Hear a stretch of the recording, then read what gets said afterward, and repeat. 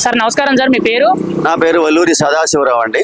Sir recent గా మాజీ మంత్రి జోగి రమేష్ గారిని అరెస్ట్ చేశారు కదా. ఆ అరెస్ట్ చేసిన తర్వాత ఇప్పుడు ఒక బీసీ బిడ్డను అవమానిస్తున్నారని చెప్పి కులం పేరు తీసుకొస్తున్నారు. అసలు కల్తీ లిక్కర్ స్కామ్ జరిగిందా? ఆయన అరెస్ట్ చేయడం తప్పు అనుకున్నారు, రైట్ అనుకున్నారు? మీ అభిప్రాయం ఏంటి? నేరానికి కులాలు లేదు, మతాలు లేవు, ప్రాంతాలు లేవు, పార్టీలు లేవు. నేరం నేరంగానే చూడాలి. అవసరమైన సందర్భంలో కులాలు మతాలు చూడొచ్చు, కానీ నేరం దగ్గర కులాలు మతాలు అనేది చూడటం అనేది మాత్రం తప్పది. అది నేరం ఎవరు చేసినా సరే దాన్ని నేరంగానే చూసి, కాకపోతే ఏంటంటే ఇక్కడ నేరంగా చూడాలి. దానికి ఇన్ టైంలోనే ఇంకా ముందుగా జరిగి ఉంటే ప్రజల్లో ఒక నేరం ఏంటి, చట్టం అంటే ఏంటి, పోలీసులు ఏంటి అనేది ఇంకొంచెం నమ్మకం పెరుగుద్ది. సమాజంలో అవినీతి ఇలాంటి కుంభకోణాలు అనేది జరగడానికి తక్కువగా ఉంటది. ఈ కల్తీ లిక్కర్ స్కామ్ జరిగింది అనుకుంటారా? మీ అభిప్రాయం ఏంటి సార్? జరిగి రకం మందులన్నీ తయారు చేసి ప్రజల ప్రాణాలతో ఆడుకుంటున్నారని చెప్పి కొన్ని ఆరోపణలు చేస్తున్నారు. మరి అది ఎవరు చేశారనేది ఇంకా క్లారిటీ లేదు. ప్రజెంట్ అయితే ఆ కేసులో ఈయన అరెస్ట్ అయ్యారు. నిప్పు లేనిది పొగరాదండి, నిప్పు లేనిది పొగరాదు. కానీ విచారణ జరుగుతుంది, ఇది కోర్టు పరిధిలో ఉంది, రిమాండ్కి వెళ్ళారు. అంతకన్నా మేము ఎక్కువ మాట్లాడకూడదు. అంతకన్నా ఎక్కువ మాట్లాడటానికి కోర్టు జ్యుడిషియల్ లో ఉన్నప్పుడు మాట్లాడటానికి లేదు. నిప్పు లేనిది మాత్రం పొగరాదు. అయితే అది జరిగిందా జరగలేదా, ఎంత పరిస్థితి జరిగేది అనేది కోర్టు విచారణలో ఉంది కాబట్టి కోర్టును ప్రభుత్వం అని తెలుసుకుంటది. కానీ ఇక్కడ మేము చెప్పేది ఒకటేనండి, విచారణ త్వరగా జరిగి న్యాయం ప్రజలకి అందుబాటులో ఉంటుంది అనే నమ్మకాన్ని కలిగించాల్సిన బాధ్యత మాత్రం ప్రభుత్వాలకు ఉంది. ఏదంటారు చూడండి, ఇంత దీర్ఘకాలికంగా అయిపోయిన తర్వాత ఎప్పుడో జడ్జిమెంట్ చెప్తే దానివల్ల ఉపయోగం లేదు. కాబట్టి త్వరగా దీన్ని ఇలాంటి కేసుల్ని ఒక స్పెషల్ కోర్టు లాగా పెట్టి, స్పెషల్ బెంచీలో స్పెషల్ కోర్టు లాగా పెట్టి వీటిని త్వరగా విచారణ చేసి త్వరగా శిక్షలు పడేటట్టు, నేరం రుజువు అయితే శిక్షలు పడేటటువంటి వాతావరణం కల్పించాల్సిన బాధ్యత మాత్రం ప్రభుత్వం మీద ఉంది. అంటే మాజీ మంత్రి జోగి రమేష్ గారు విజయవాడ కనకదుర్గమ్మ గుడిలో సత్య ప్రమాణకం కదా చేతిలో దీపం పెట్టుకుని మరి కూడా నేను ఏ తప్పు చేయలేదు, చంద్రబాబు నా మీద అక్రమ అరెస్టులు చేస్తున్నాడు అని అన్నారు. ఎంతవరకు కరెక్ట్ అంటారు? ఇప్పుడు మీరు చెప్పినట్టు నిపులేందే పోగరాదు అన్నట్టు ఇక్కడ ఆయన ప్రమాణం చేయడం అనేది ఎంతవరకు కరెక్ట్ అంటారు ఈ విషయంలో? సార్, ప్రధానమంత్రి దగ్గర నుంచి, రాష్ట్రపతి దగ్గర నుంచి, ముఖ్యమంత్రుల దగ్గర నుంచి కొన్ని వేల మంది సాక్షిగా దేవుడి మీద లేదా ఆత్మసాక్షిగా ప్రమాణం చేస్తున్నారు. దానికి ఎంత విలువ ఉందో దీనికి అంతే విలువ ఉంది. అంటే ఇక్కడ మరి ఆయన అరెస్ట్ చేసినప్పుడు కులం ఎందుకు తీసుకొస్తున్నారు అని అంటారు. గతంలో ఆయన మంత్రి కింద ఉన్నారు, మన ఆయన కులానికి ఎంతవరకు మేలు చేశారు? ఆ రోజు ఆయన ఎవరికైనా సహాయం చేశారు అనుకున్నారా మీరైతే? నేను ఇందాకనే చెప్పానండి, ఈ నేరం అనేది జరిగినప్పుడు, ఒక అభియోగం వచ్చినప్పుడు కులాలు లేదు, మతాలు లేదు, ప్రాంతాలు లేదు, పార్టీలు లేవు. ఆ నేరాన్ని నేరంగానే చూడాలి. మిగతా సందర్భంలో కులాలు మతాలు చూసుకుంటే మంచిది. నేరంలో మాత్రం కులాలు మతాలు రాకూడదు. నమస్తే అన్న, మీ పేరు? వెంకటరాముడు. అన్న, రీసెంట్ గా మాజీ మంత్రి జోగి రమేష్ గారు, వైసీపీ నేత, ఆయన్ని కల్తీ లిక్కర్ తయారీ స్కామ్ లో అరెస్ట్ చేశారు. అయితే ఇప్పుడు ఆయన అరెస్ట్ చేయడం చాలా వరకు తప్పు, కక్షపూరితంగా వ్యవహరిస్తున్నారని చెప్పి వైసీపీ నాయకులు ఆ పార్టీకి సంబంధించి సోషల్ మీడియాలో ప్రచారం చేస్తున్నారు. మీ అభిప్రాయం ఏంటి? ఒక ఓటర్గా అరెస్ట్ చేయడం అంటే కరెక్టే కదా. గత వాళ్ళ ప్రభుత్వంలో ఉన్న 5 ఏళ్లలో నకిలీ మద్యం తయారు చేయడం, ప్రజల ఆరోగ్యాలతో ఆడుకోవడము జరిగింది వాస్తవమే. మరణాలు జరగడం వాస్తవమే. దాని మీద ఏ పౌరుడైనా స్పందించాల్సిందే. ఇప్పుడు అరెస్ట్ మీద అందరు కూడా కరెక్ట్ జరిగిందని అనుకుంటున్నారు. అంటే మరి ఇక్కడ ఆయన చెప్పేది ఏంటంటే, రీసెంట్ గా ఆయన విజయవాడ దుర్గగుడిలో చేతిలో దీపం పెట్టుకుని సత్య ప్రమాణం చేశారు. నాకు దీనికి ఎటువంటి సంబంధం లేదు, చంద్రబాబు కావాలని ఇది నా మీద ఇరికిచ్చినట్టు చేస్తున్నారని అంటారు. అసలు కక్షపూరితంగా అరెస్టులు జరుగుతున్నాయి అంటారా రాష్ట్రంలో? ఇప్పుడు జోగి రమేష్ గారి విషయంలో కూడా అదే జరిగిందని అంటారా? ఏ కక్షపూరితం ఏం లేదు. అలా అనుకుంటే గెలిచిన మరుక్షణం నుంచి ఆయన చేయొచ్చు. చంద్రబాబు గారి అలాంటి వ్యక్తిత్వం కాదు. అభివృద్ధి చేయడమే ఆయన ధ్యేయము.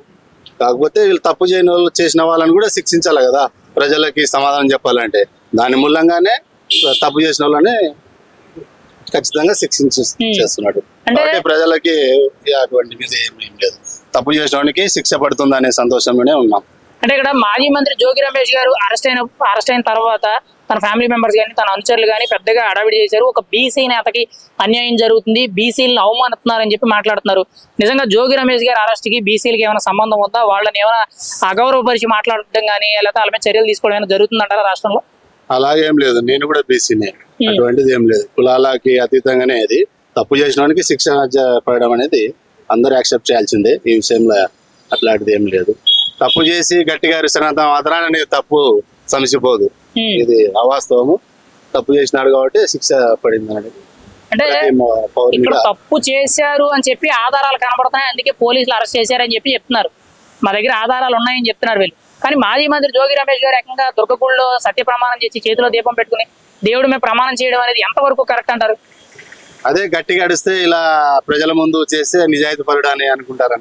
అది తప్పు. అది తప్పు చేశాడు కాబట్టి ఆయన ప్రతిఫలం అనుభవిస్తున్నాడు. దానిలో ఎటువంటిది కక్షపూరితం కానీ ఇంకోటి కానీ ఏం లేదు. సార్ నమస్కారం సార్, మీ పేరు? నా పేరు కాసిం బాబు, మైలవరం నియోజకవర్గం. సార్ రీసెంట్ గా మాజీ మంత్రి జోగి రమేష్ గారు వైసీపీ నేత, ఆయన్ని కల్తీ లిక్కర్ తయారీ స్కామ్ లో అరెస్ట్ చేశారు. ఆయన అరెస్ట్ అంతా కూడా ఇప్పుడు అక్రమ అరెస్ట్ అని చెప్పి వైసీపీ సోషల్ మీడియా కానీ ఆ పార్టీ నాయకులందరూ ప్రచారం చేస్తున్నారు. మీరేమంటారు? అసలు అరెస్ట్ చేయడం మీద తప్ప ఒప్ప? అరెస్ట్ చేయడం ఉంది 100%. ఇది ఇంతకు ముందే జరగాలండి. ఇది ఇప్పటికే లేట్ చేశారు. ఈ జోగి రమేష్ గారు అనే ఆ వ్యక్తి ఎలాంటి వ్యక్తి అన్నది అందరికీ తెలుసు. మైలవరం నాది మైలవరం నియోజకవర్గమే. గ్రూప్ తగాదాలు పెట్టుకోవటం, VTPS లో బూడిదలు అమ్ముకోవటం, ఒక గ్రూప్ తగాదాలు పెట్టుకుని ఈ వైసీపీ నాయకులు అనేవాళ్ళు, వాళ్ళలో ఆయన మొదటి నుంచి కూడా ఆయనకి ఎంత ఆస్తి ఉంది, ఇప్పుడు ఆయన ఆస్తి ఎంత, అది తెలుసుకోండి సరిపోతుంది మొత్తం. జోగి రమేష్ గురించి ఇప్పుడు మనం మాట్లాడితే కులముద్ర, నేను బీసీని అంటున్నాడు. ఆయన బీసీ అయి ఉండి మంత్రి అయినప్పుడు ఎవరికి కూడా ఒరిగిపెట్టింది లేదు. బీసీలు ఎంతమంది చనిపోయారు వాళ్ళ గవర్నమెంట్ లో బీసీలు చనిపోయినప్పుడు నేను బీసీని అని చెప్పి ఎందుకు రాలేదు?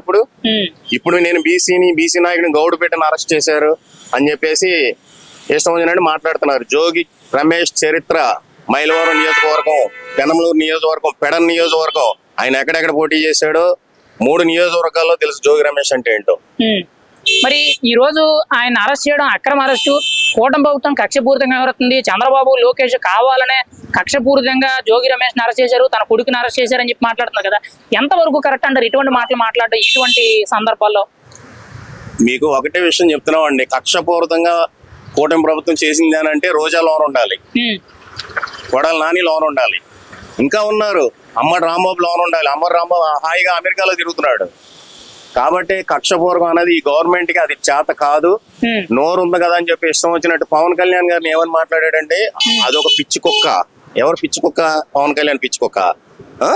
తర్వాత వచ్చేసేమో చాలా వరస్ట్ గా వాళ్ళ మాట తీరు. చంద్రబాబు నాయుడు ఇదే లాంగ్వేజ్. చంద్రబాబు నాయుడు ఇతని వయసు ఎంత, ఆయన వయసు ఎంత? ఒక వయసు కన్నా గౌరవం ఇవ్వాలిగా.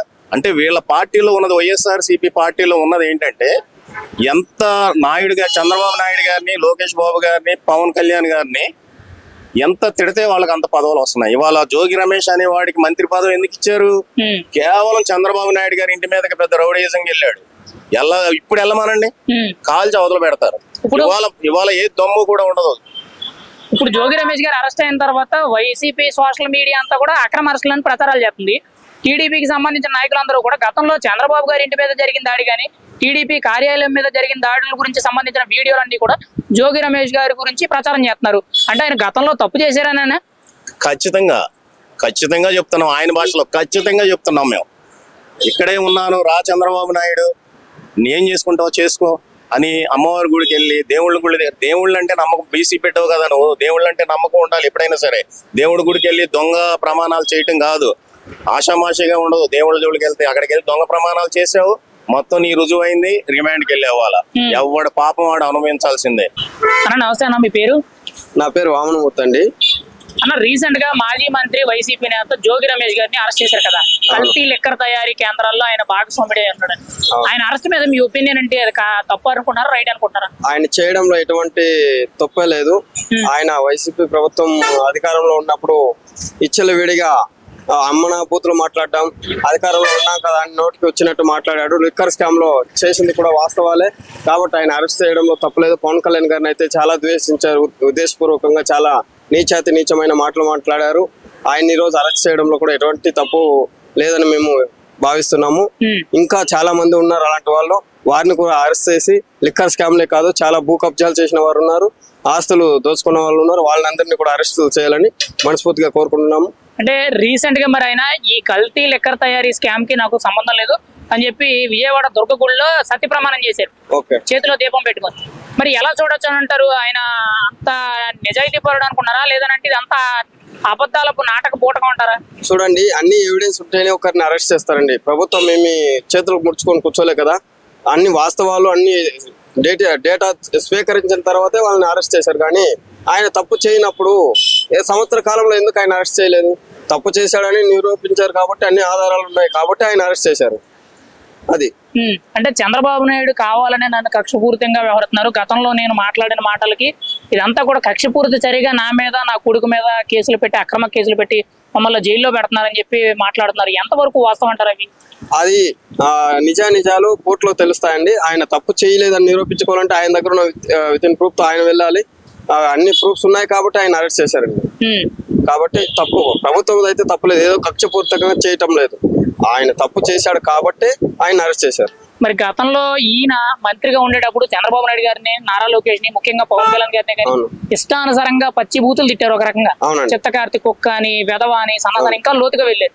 మరి ఇటువంటి మాటలు ఒక మంత్రి హోదాలో ఉండేటప్పుడు మాట్లాడడం అనేది ఎంతవరకు కరెక్ట్ అంటారు? కనీసం ఆయన పదవికైనా గౌరవం ఇచ్చారా అంటారా?